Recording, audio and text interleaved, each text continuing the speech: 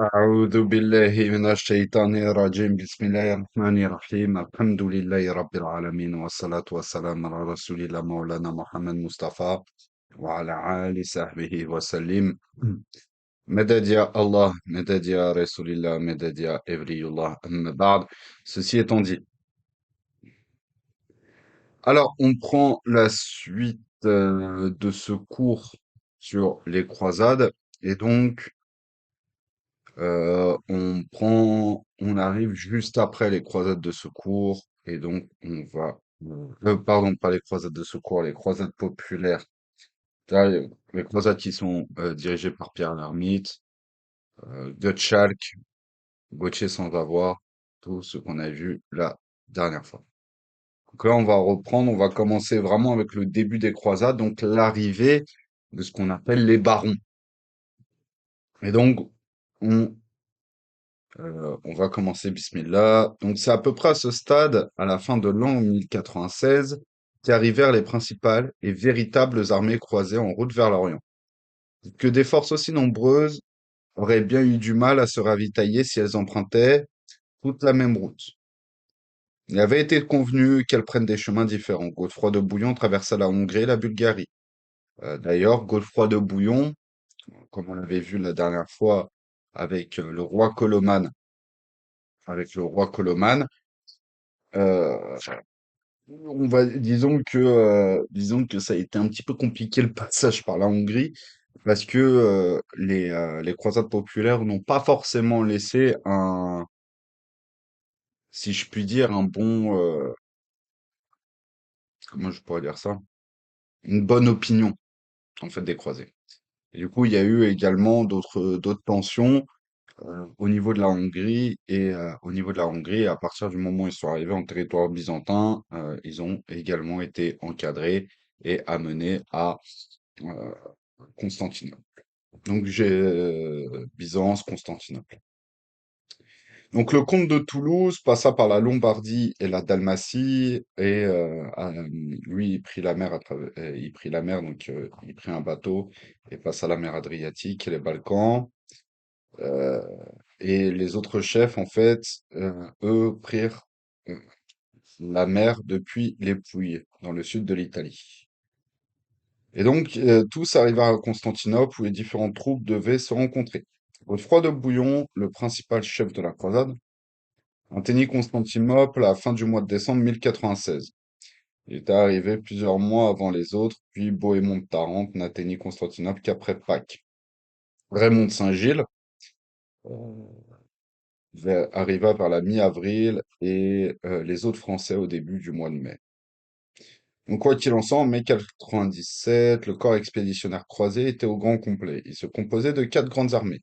Les Lorrains, qui étaient sous les ordres de Godefroy le Bouillon, les Normands d'Italie, sous le commandement de Bohémond de Tarente, le contingent provençal mené par Raymond de Saint-Gilles, le comte de Toulouse, et le légat du pape Adhémar de Montaigne, évêque du Puy, et, qui était d'ailleurs un proche de Raymond de Saint-Gilles.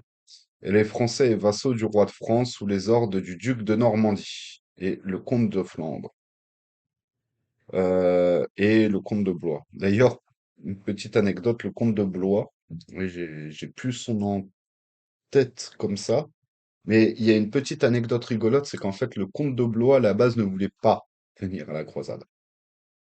Et c'est sa femme qui lui a mis un coup de pression pour qu'il vienne à la croisade. C'est pour ça qu'il se retrouve là.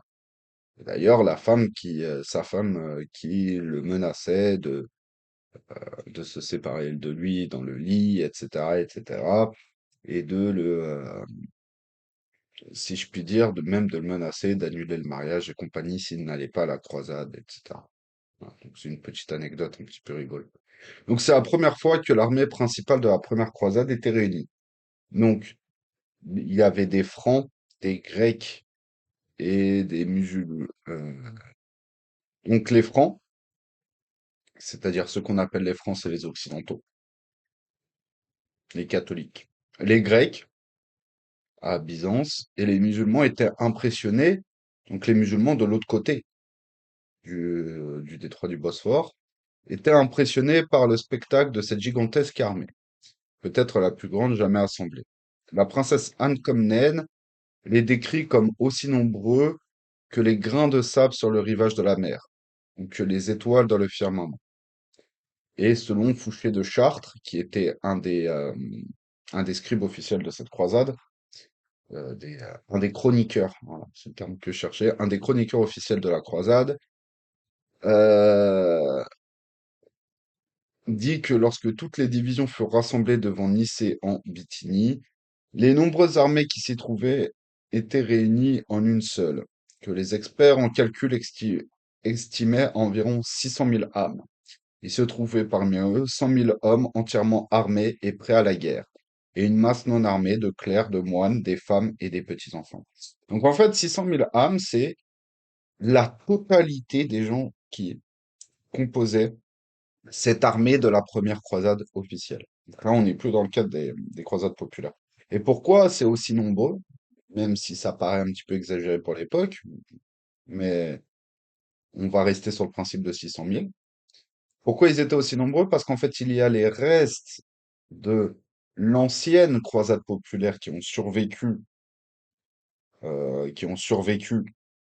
au passage du détroit du Bosphore, où ils se sont retrouvés face aux Turcs seldjoukides, euh, dont Kilitch Arslan était à leur tête, plus les barons et leur armée. Puisque comme on l'avait vu en fait la semaine dernière, les, euh, les barons avaient plus de moyens. On est vraiment sur du seigneur avec des moyens, hein. Et donc pouvaient, financièrement parlant, lever une armée et équiper une armée et s'équiper en vivres, donc en nourriture, en eau, etc., pour le voyage. Ce qui n'était pas forcément le cas des croisades populaires où on est sur du petit seigneur qui n'a pas beaucoup de moyens, on est sur du paysan moyen, on est sur certains brigands, etc. On n'est pas sur une armée préparée, structurée, une armée qui a l'habitude de ça. Donc une armée de seigneurs. Donc voilà pourquoi est-ce que cette armée était, si on reste sur ces 100 000, même si à titre personnel, je pense que et d'ailleurs même certains historiens disent que pour l'époque ça paraît un peu exagéré, mais en tout cas, en tout cas, on est sur une armée importante parce qu'en fait, on est sur l'armée des barons plus les restes des, plus les restes des croisades populaires, donc des gens de basse extraction, entre guillemets, qui sont euh, restés, qui ont pu survivre à l'attaque seljoukide, plus peut-être quelques autres personnes du peuple qui accompagnaient également l'armée des barons, tout ce qui va être forgerons, écuyers, etc., qui ne sont pas forcément des soldats à proprement parler, plus tout le corps religieux qui les accompagne, moines, clercs, etc. Parce que on le rappelle, mais comme on l'avait vu, il faut pas oublier que cette croisade est avant tout un pèlerinage. C'est considéré comme un pèlerinage, certes militaire, etc., etc., mais c'est avant tout pensé comme étant un pèlerinage. Et du coup, étant donné que c'est un pèlerinage, on a besoin aussi de dignitaires religieux pour diriger les offices religieux, etc., etc. C'est-à-dire que ce n'est pas comme chez nous, les musulmans, où euh, tu peux ne pas être imam dans le sens entre guillemets de la profession, mais connaître suffisamment les obligations religieuses pour pouvoir derrière diriger la prière, etc.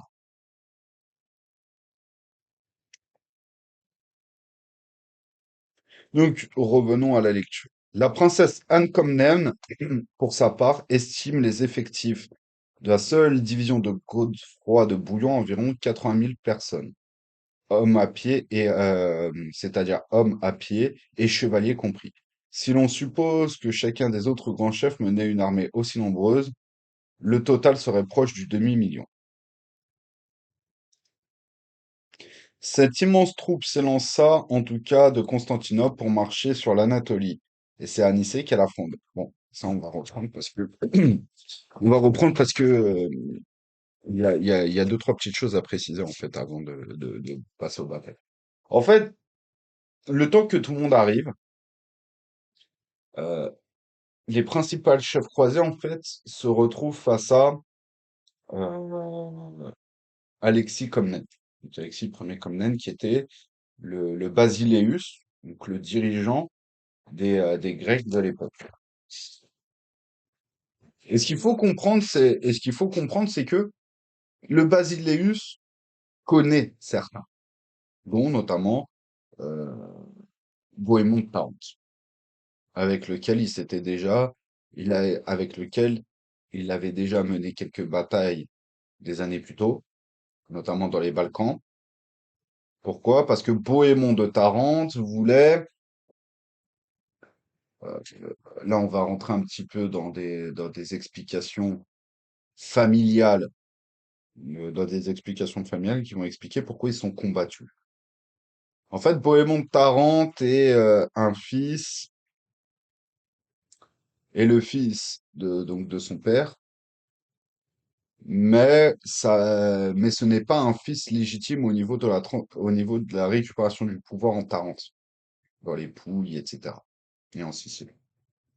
Je crois que c'est plus même les Pouilles d'ailleurs, où son père en fait avait des possessions.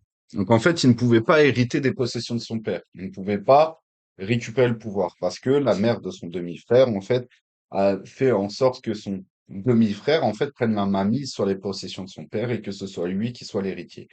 Mais son père appréciait particulièrement Bohémond et du coup ont voulu lancer des expéditions dans les Balkans pour que son fils ait des possessions à son nom et qu'il puisse justement quand même garder un titre, un titre de seigneur, si je puis dire, avoir des possessions, des terres, etc.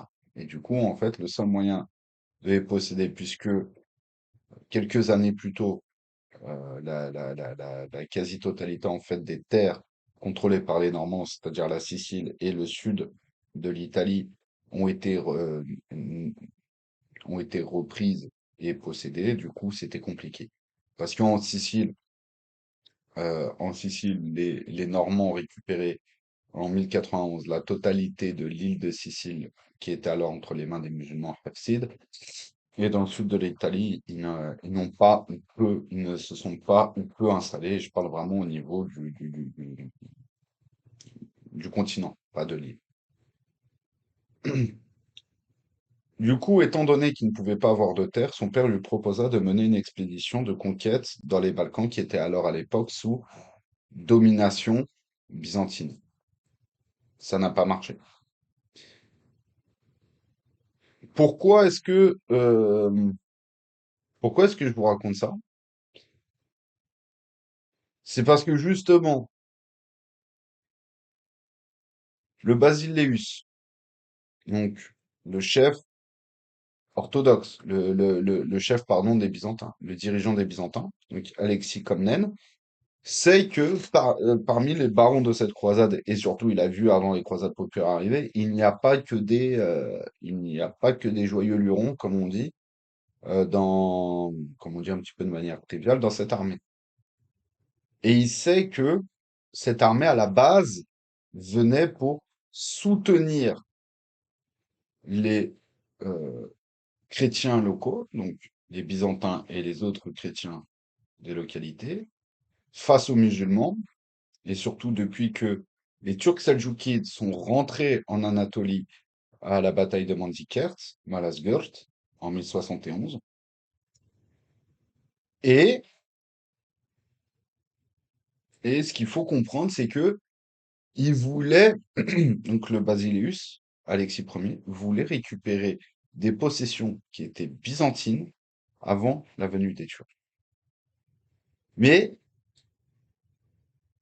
il ne pouvait le faire puisque cette armée, officiellement, est une armée qui est envoyée par le pape, voyant qu'il y a aussi des civils locaux, mais que les seigneurs arrivent un peu à chapeauter l'armée.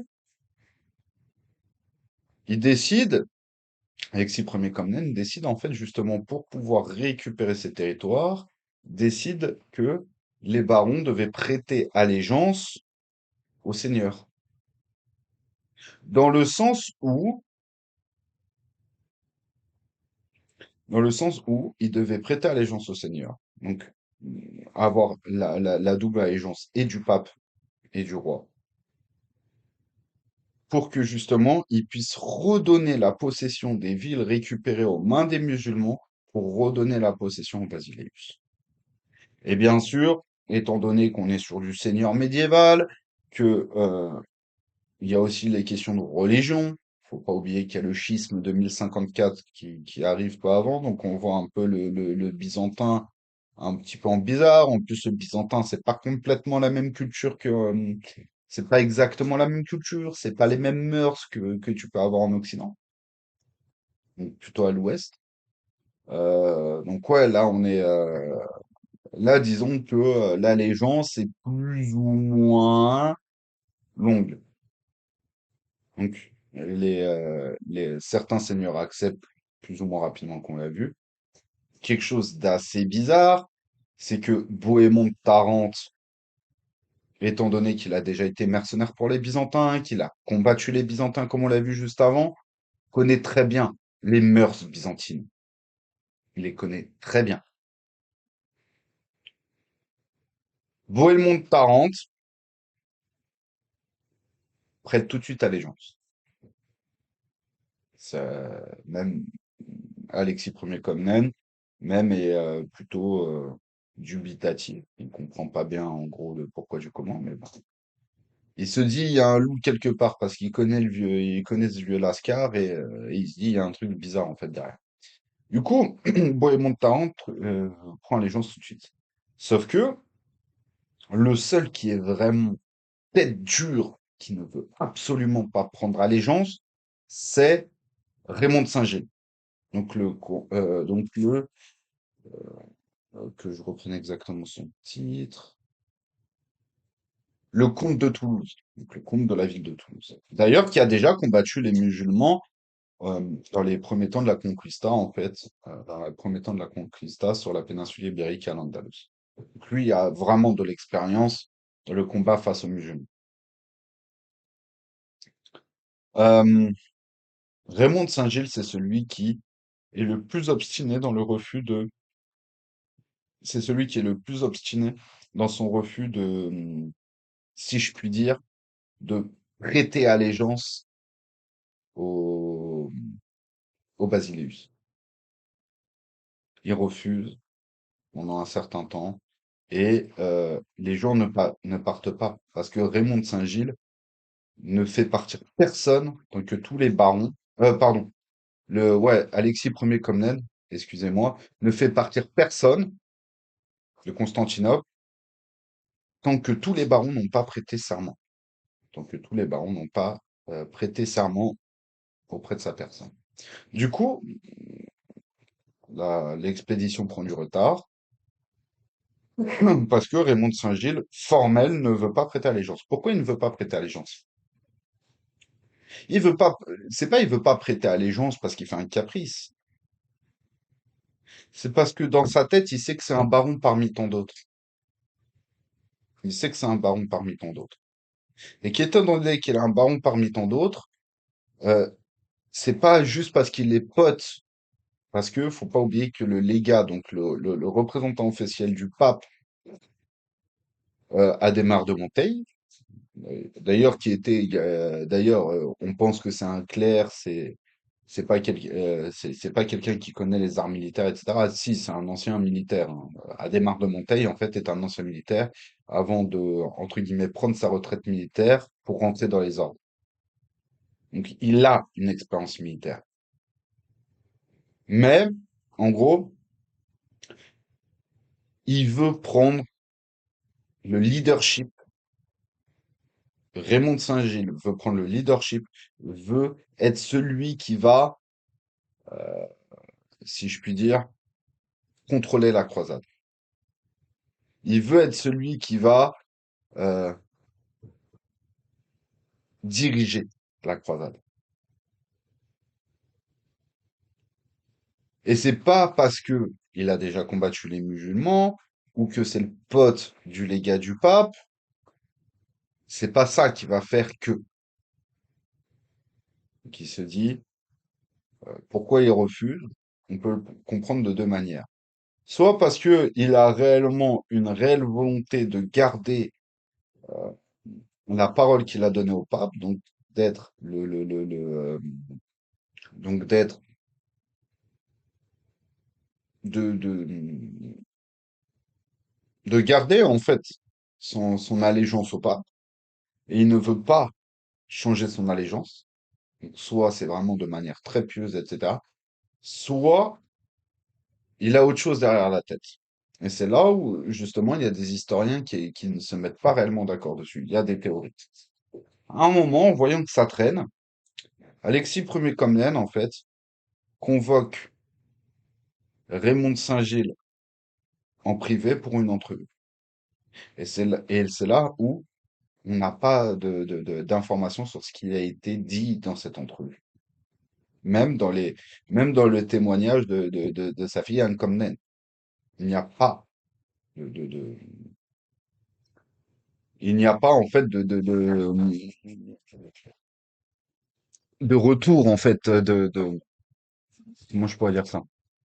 En gros, on ne sait pas ce qui s'est dit dans cette entrevue privée.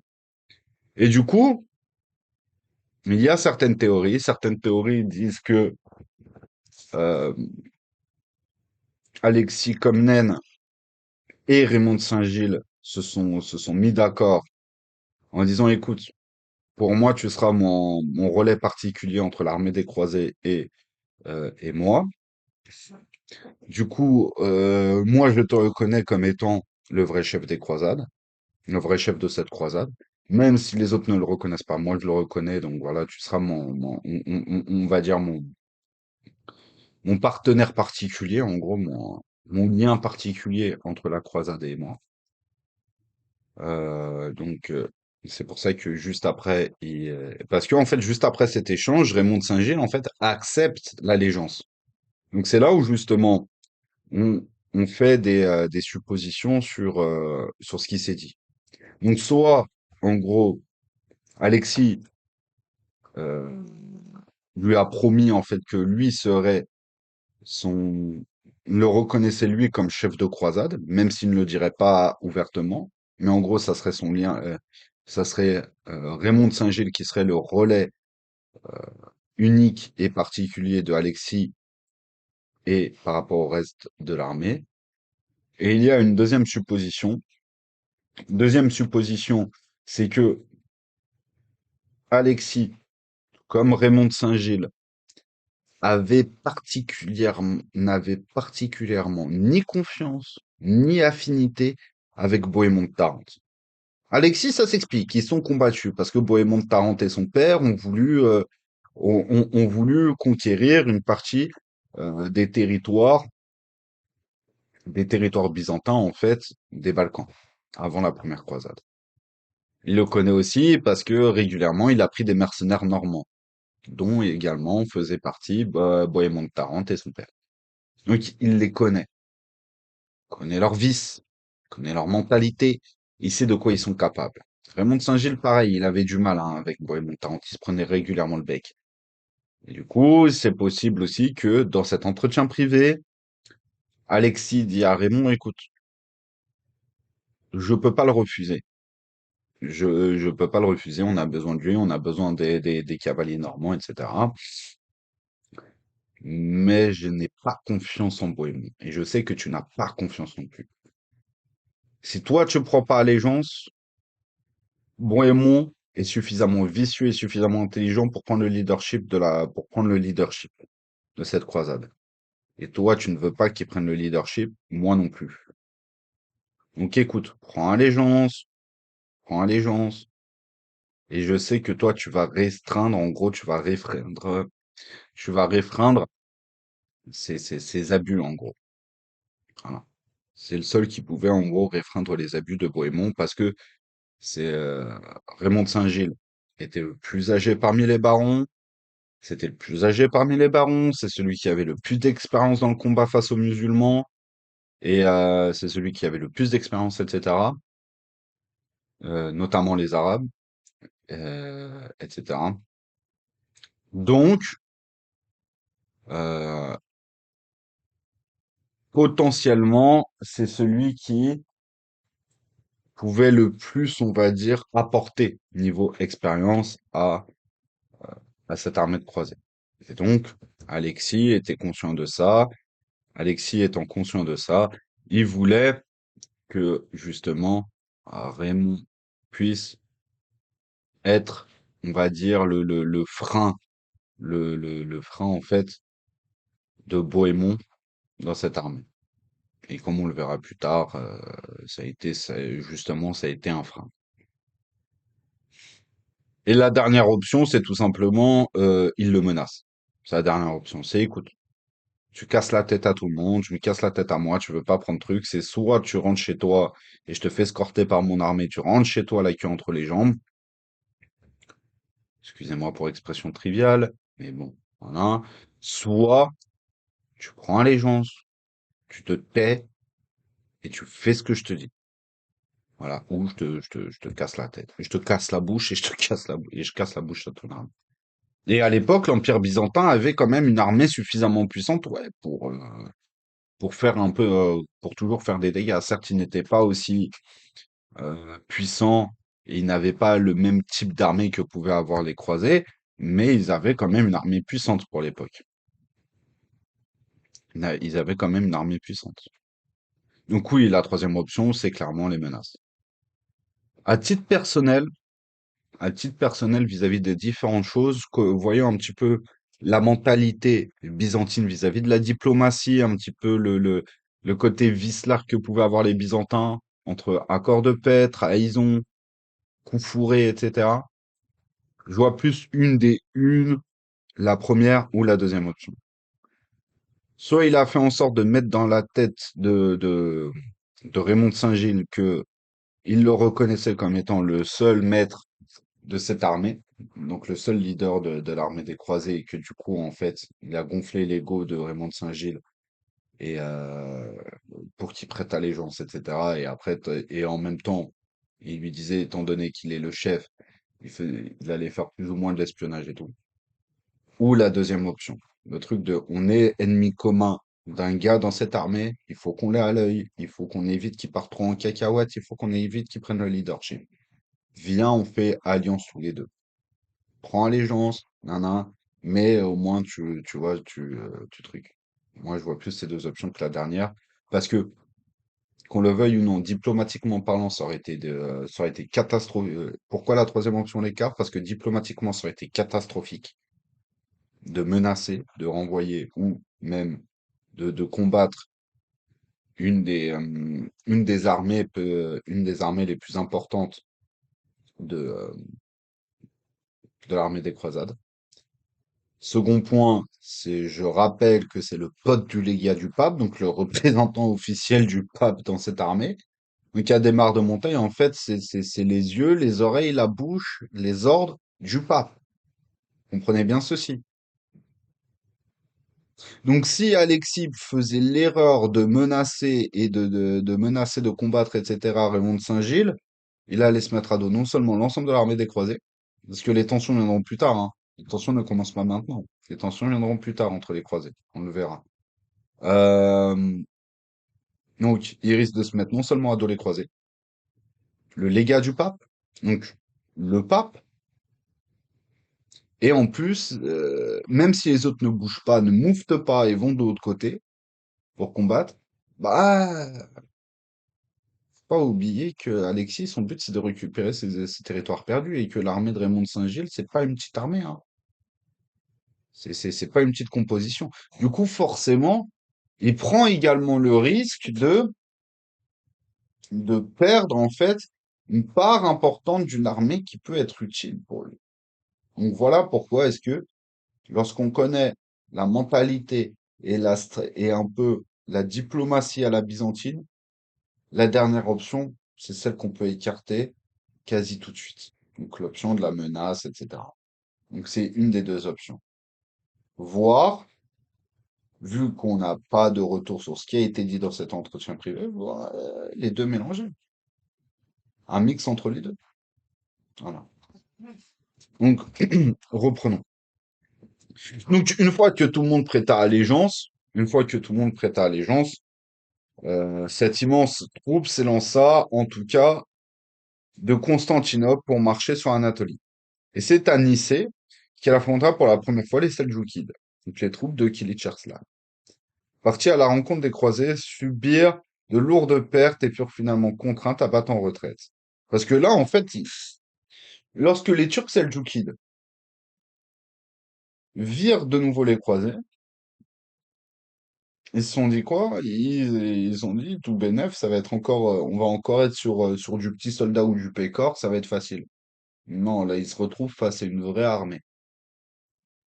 Et eux avaient l'habitude justement des mercenaires, de certains mercenaires normands ou autres qui venaient d'Occident, mais généralement c'était des petites troupes. Donc ils savaient comment combattre. Ils n'étaient pas sur une grosse armée avec du seigneur à leur tête, avec du seigneur à leur tête, comme ils vont connaître maintenant. Du coup, au début, ils se sont dit c'est facile, et finalement, ouais, c'était pas si évident que ça. Et donc, ils battirent en retraite parce que la, la façon de combattre des Turcs, en tout cas à ce moment-là, la façon de combattre des Turcs, c'est pas des combats qui sont, comprenez bien ce que je veux dire. Ce n'est pas des combats très intenses, très physiques. Ils n'ont pas d'équipement lourd pour rentrer dans le tas. Eux, on est plutôt sur de l'escarmouche. Ils ont des chevaux rapides, ils savent tirer à l'arc, ils savent tirer à l'arc sur les chevaux, ils ont ils ont des techniques de tir à l'arc qui permet en fait de tirer sur de longues distances, notamment en s'allongeant. C'est avec des arcs un petit peu spéciaux, mais en s'allongeant, en utilisant ses jambes plutôt que ses bras pour tirer à l'arc, ce qui fait qu'on peut tirer des flèches de manière puissante de plus loin. Donc voilà, les Turcs avaient plutôt une technique de bataille qui était plutôt de ce qu'on pourrait appeler de l'escarmouche.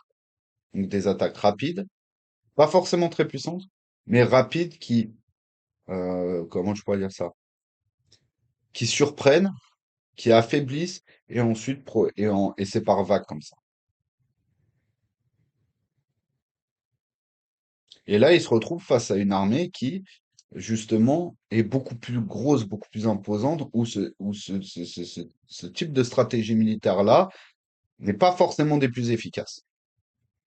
On verra, c'est à partir des croisades de secours que, justement, les Turcs vont se rendre compte que on ne peut pas utiliser les petites escarmouches comme on faisait d'habitude. On doit réunir des gros corps expéditionnaires, notamment en unissant les Seldjoukides, les Danishmendid, qui étaient en conflit à ce moment-là.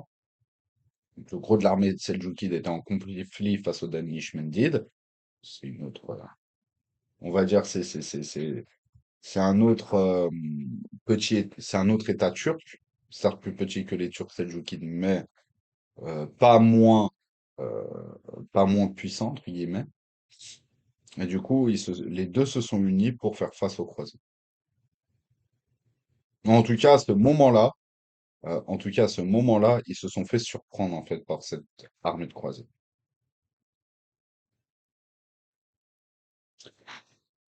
Donc, on nous rapporte de nombreux contes au sujet de l'héroïsme quasi surhumain des chefs chrétiens, comment un seul homme en avait mis 1000 en fuite et comment les flèches des fidèles ne manquaient jamais leur cible.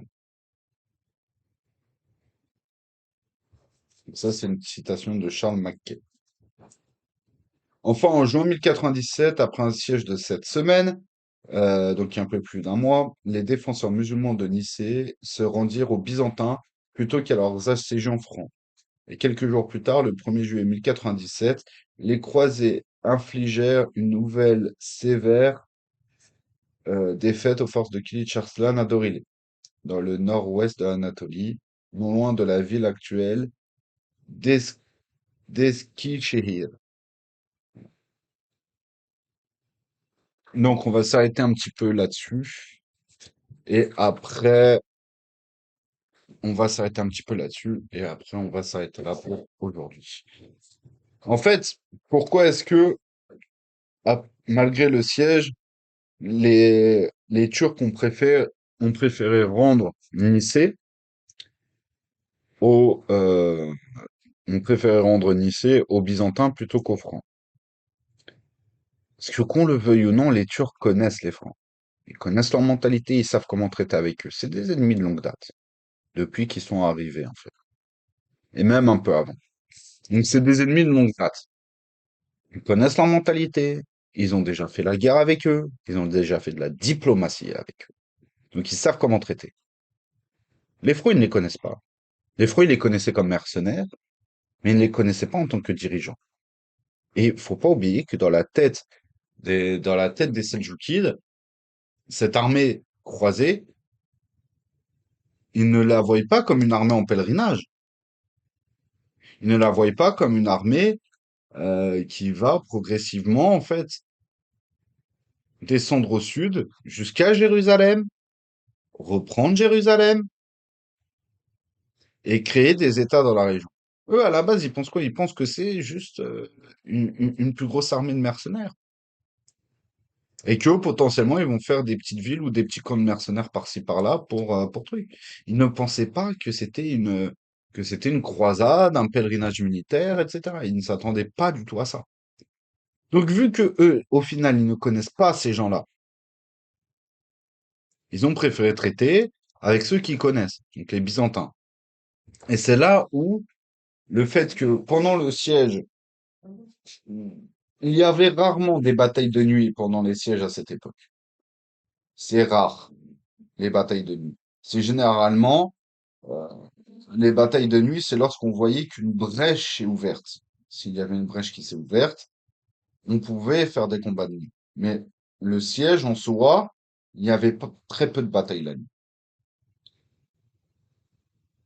Donc, la nuit passe, et lorsque le jour se lève, les croisés furent, si je puis dire, à la fois surpris et en même temps dégoûtés de voir le pavillon, en fait, byzantin flotter au-dessus de la ville de Nicée. Parce qu'en fait, tout ça s'est fait de nuit, hein. Le fait que les Turcs seldjoukides aient contacté les Byzantins, qu'un corps expéditionnaire de l'armée de byzantin soit venu dans la ville, en fait, par le lac, parce que faut savoir qu'il y avait un espèce de lac qui bordait la cité à ce moment-là de l'histoire. Donc Nicée était collé à un espèce de lac. Et du coup, les Byzantins, en fait, sont passés par, par les voies d'eau pour prendre contact avec les Seldjoukides et récupérer la ville aux mains des Seldjoukides. Or, l'armée des croisés ne contrôlait pas ce qui se passait par les eaux. Ils contrôlaient uniquement l'aspect terrestre. Et du coup, les Byzantins sont venus discrètement. Et ça a été le début justement de les premières tensions et des premières déceptions des croisés face aux Byzantins. Ça ne sera pas les premières. Et c'est vraiment à partir d'Antioche qu'on verra plus tard. C'est vraiment à partir d'Antioche que les croisés ont décidé de faire cavalier seul, de ne plus faire confiance aux Byzantins. Pour ce qui est de la bataille de Dorilé, en fait, c'est une bataille qui a lieu dans un espèce de couloir étroit entre deux montagnes de collines. Et du coup, l'armée ne pouvait pas passer en rang épais. Parce qu'en fait, qu'est-ce qui faisait la force de l'armée des croisés? C'est que la force de l'armée des croisés était, était son nombre, sa masse compacte. Ce qui fait que, comme on l'a vu, la stratégie militaire des Turcs n'est pas forcément la plus adaptée face à une armée aussi imposante et compacte. Donc, qu'est-ce qui s'est passé? À un moment, ils passent dans un étroit couloir entre deux montagnes ou deux collines, mais un couloir qui fait qu'ils sont obligés, en fait, de plutôt se placer, en fait, un peu sous le principe de la queue leu leu. Pas vraiment une personne mais l'autre, un petit peu plus large, mais ils étaient obligés d'affiner, en fait, cette masse de l'armée. Et du coup, les Turcs en ont profité pour leur tendre une embuscade, en fait, à Dorilé, dans ce, dans ce truc-là, dans ce passage-là. Et surtout, le passage de Dorilé était long parce que l'armée, elle était grande, etc. Et que, bah, à l'époque, voilà, on n'est pas sur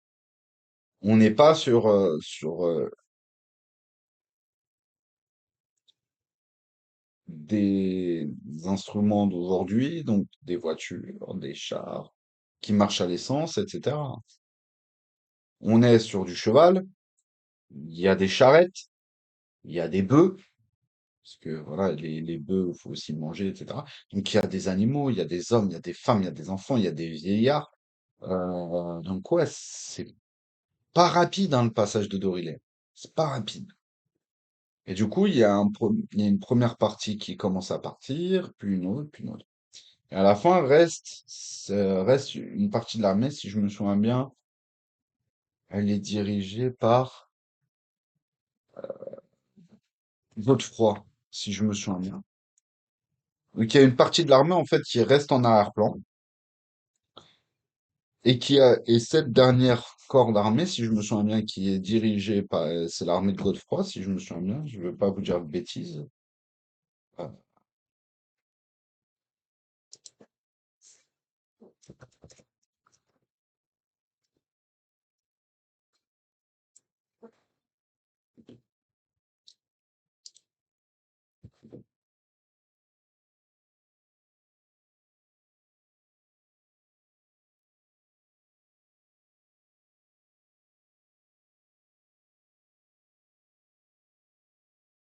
Ok, pour des questions d'approvisionnement, les croisés se répartissent en deux armées. La première armée se composait de deux corps, donc au duc de Normandie, Robert de Courteheuse, de Breton d'Angevin, Bohémond de Tarente, Tancred de Hauteville, qui se composait de Normands, d'Italiens, et la seconde armée en deux corps, menée par Godefroy de Bouillon, constitué de Wallons, de Réans et de Français. Le nord et le second, commandé par Raymond de Saint-Gilles, comte de Rouergue. Ah, là, là.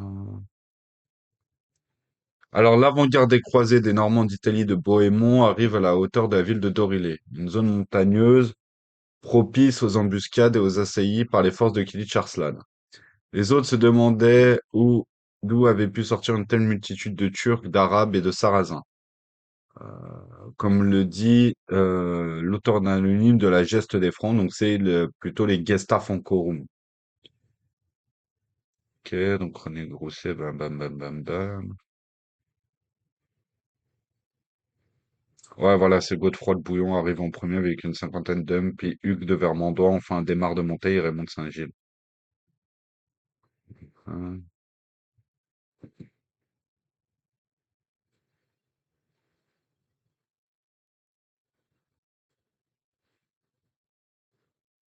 mhm. Ouais, donc donc en fait ils sont répartis et en fait ils ont d'abord attaqué le fond donc avec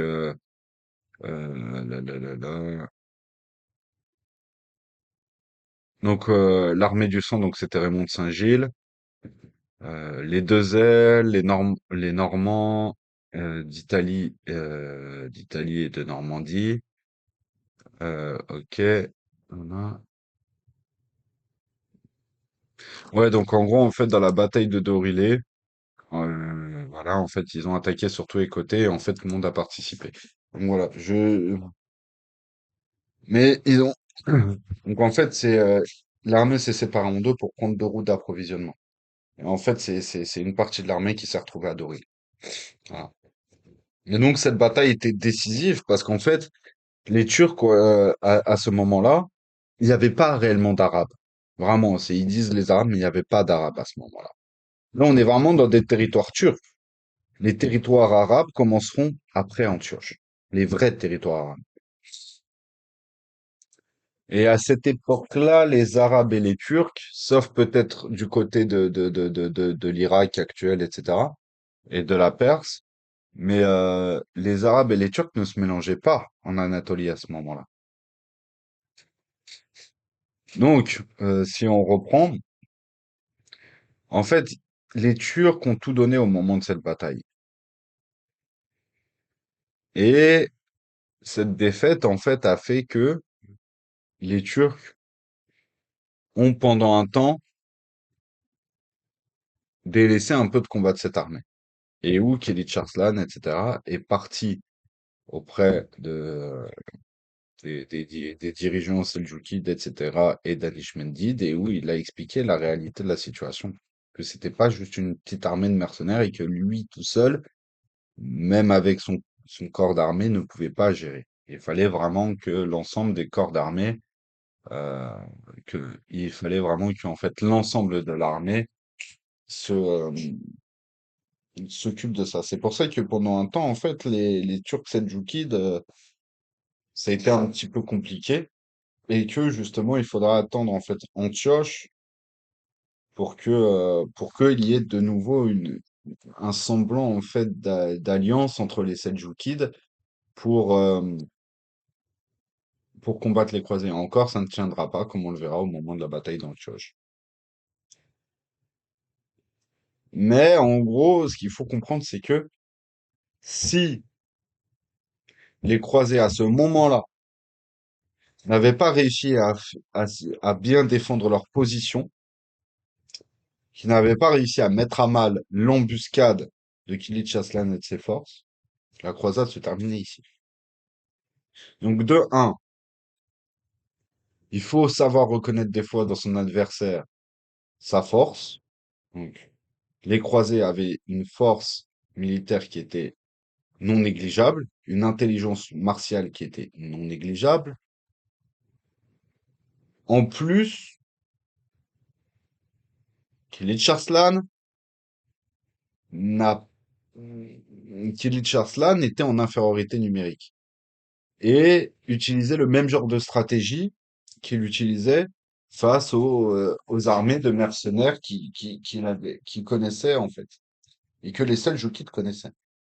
Ils ne savaient pas que c'était une réelle armée, que c'était une armée différente, avec des intentions différentes, etc.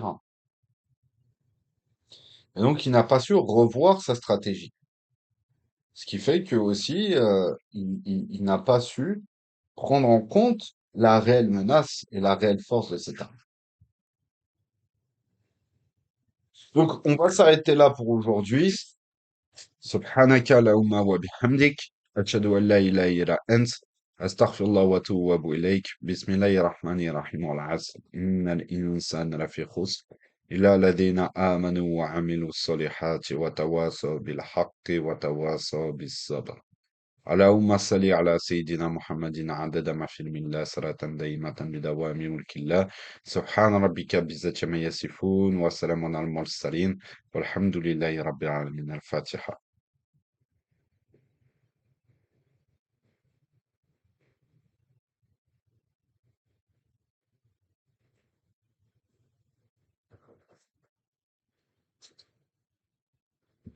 السلام عليكم